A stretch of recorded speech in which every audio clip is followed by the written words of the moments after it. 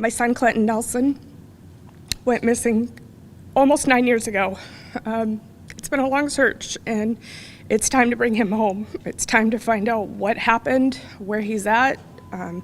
He's got a son, he's got a family that misses him desperately. Hello, friends. In this video, we'll be discussing the disappearance of Clinton Nelson. Please make sure you share the links in the description box and share this video so we can help Clinton's family spread awareness. With that said, let's begin. Clinton Devin Nelson was born August 9, 1985 in Spearfish, South Dakota. He went missing on September 1, 2006 from Houghton, Louisiana. Clinton was a give you the shirt off his back kind of guy. He loved children and making people laugh and was very close to his mother, Carolyn Johnson, sometimes referred to in the media as Carolyn Teigen. His mother said that she always had trouble disciplining or reprimanding him because he had a knack for making her laugh whenever she tried to do so. You could tell they were very close. Clinton's mother was a teenager when she got pregnant with him, with another teenager named Jeff when she visited Louisiana one summer.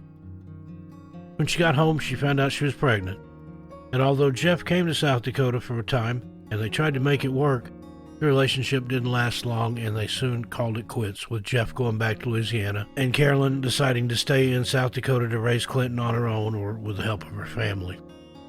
Eventually, she remarried, and while Clinton got along well with his stepfather and half-sibling, he spent a lot of time wondering about his biological father and that part of the family. Jeff did make some appearances in Clinton's life throughout the years, but wasn't really involved and didn't participate in supporting or raising him. Clinton was very athletic, played soccer from pre-K to high school freshman year. He also enjoyed rollerblading, camping, biking, skateboarding, fishing, etc. Anything involving being in the outdoors, he loved. In school, his favorite subject was history, but he became bored because it just wasn't challenging enough for him. Clinton also loved old music and had a knack for randomly pulling out facts about various musicians. In high school, he struggled personally with a kind of identity crisis, wanting to know his biological father and where he came from and where his roots were.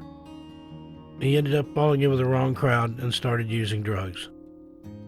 He did eventually get himself clean and was sober about 2 years when he decided he wanted to move to Louisiana to connect with his biological father, Jeff, and to work on an oil rig there, which his uncle was foreman of and offered to help Clinton out and hook him up with this job.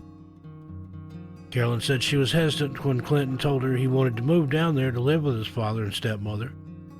Jeff had had problems and issues with drug use in the past as well, but she was also very hopeful because she knew it was something her son needed to do for himself.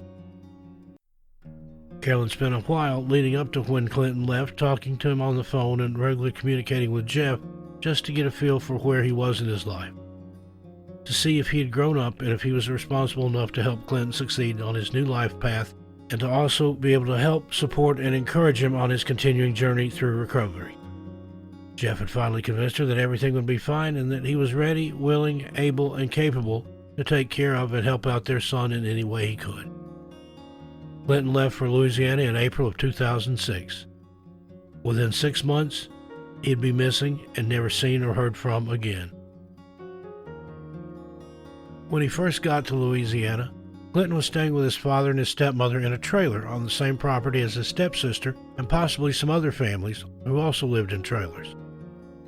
While this seemed to be a very tight family unit, immediately upon his arrival there were some problems with Clinton and his stepmother.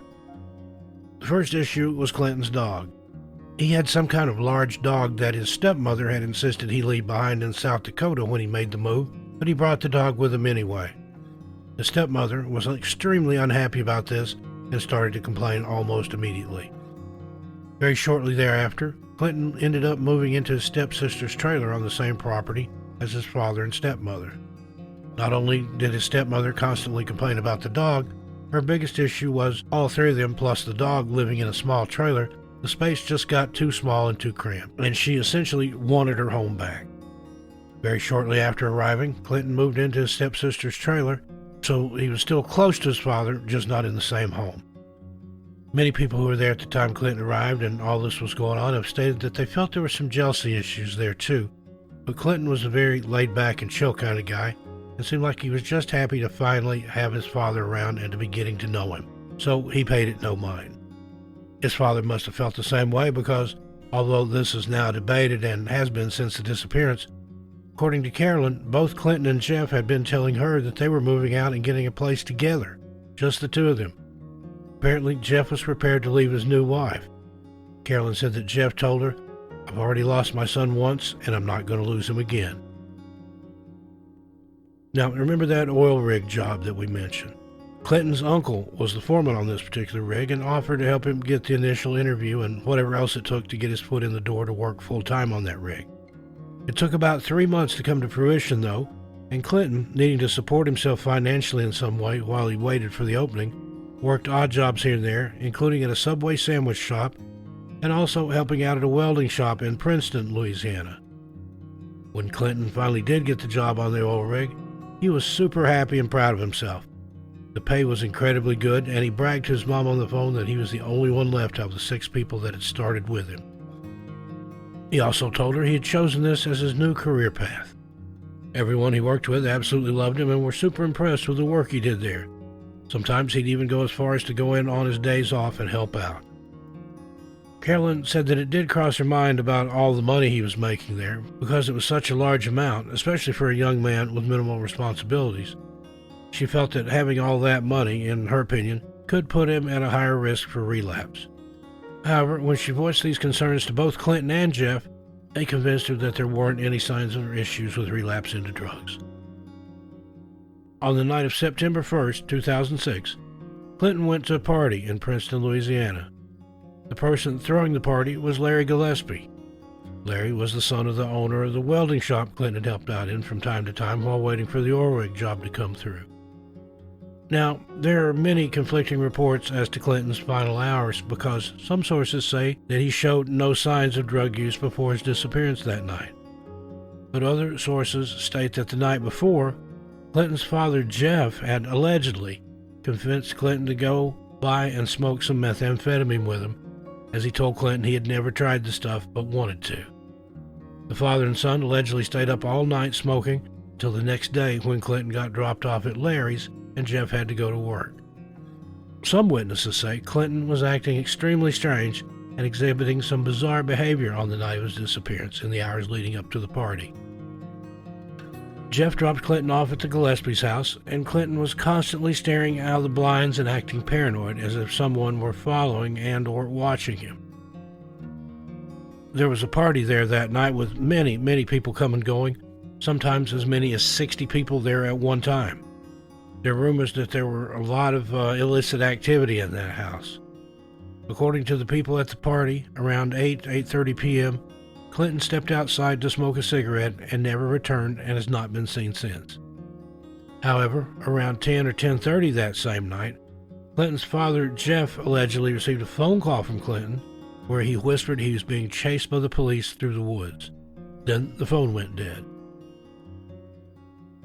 A week or two before the disappearance, Clinton had had a work accident on the oil rig and had broken his collarbone and fractured 2 or 3 ribs, and also had his arm in a sling as a result of these injuries. Also, there is even more confusing and conflicting information about whether or not Clinton had started using again prior to his disappearance. In most news sources and even documentaries about this case, it said that he had been clean for 2 years leading up to his disappearance. Now, it's a fact as far as anyone knows that he had been clean for 2 years leading up to his move to Louisiana, but a few weeks before his disappearance, he had actually been arrested for having illicit substances and paraphernalia on him. Nobody bothered to inform his mother of this fact, though, until after the disappearance, and had her fully convinced that he was doing very well on maintaining his sobriety. His father stated, quote, "I wasn't going to be the one to drop dime on him," end quote. Now, let's get into a couple theories. The first one is Clinton, somehow, with broken ribs and collarbone and arm in a sling, took off running into the woods in a substance-induced paranoia, thinking the cops were following him. Over 100 people who had attended the party at one time or another that night were interviewed, and there were many conflicting statements. Some said Clinton walked off, some said he ran off, and others still said he left in a car. Others besides said he just stepped out to have a cigarette and never came back.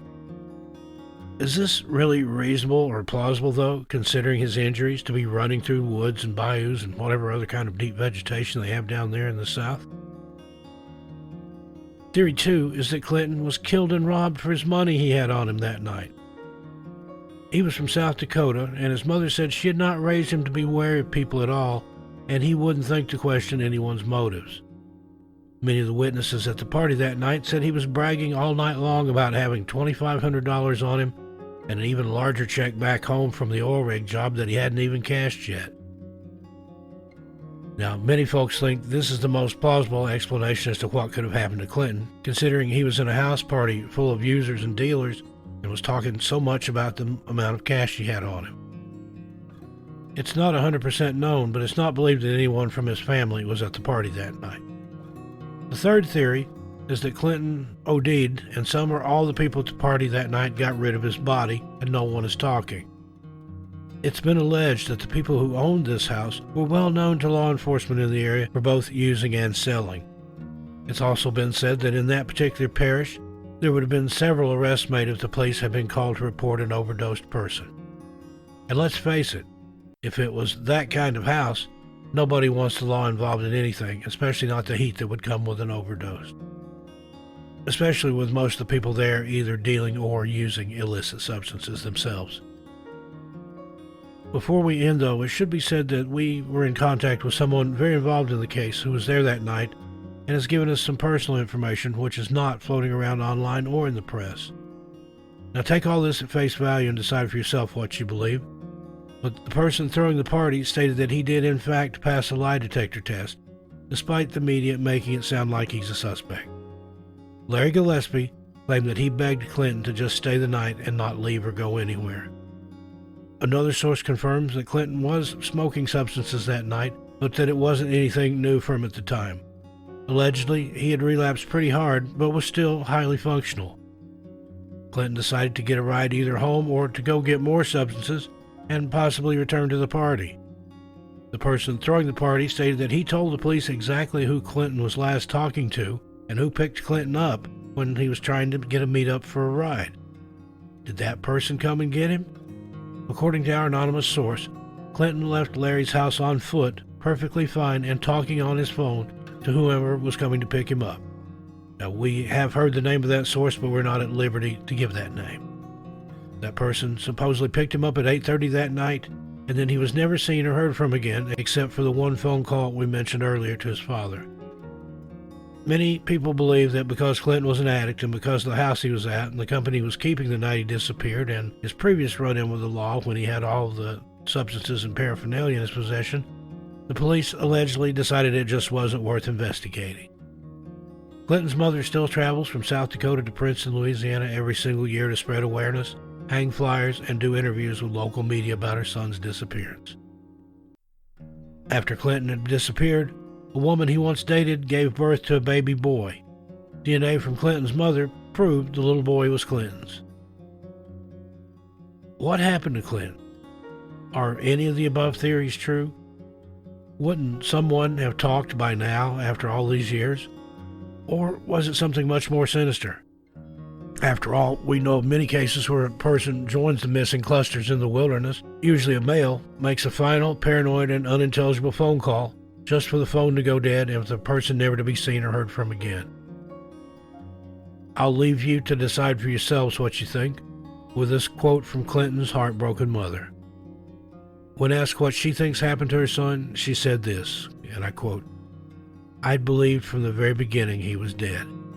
I just got this crazy sick feeling the night it happened, and I had no idea he was even missing until 2 days later.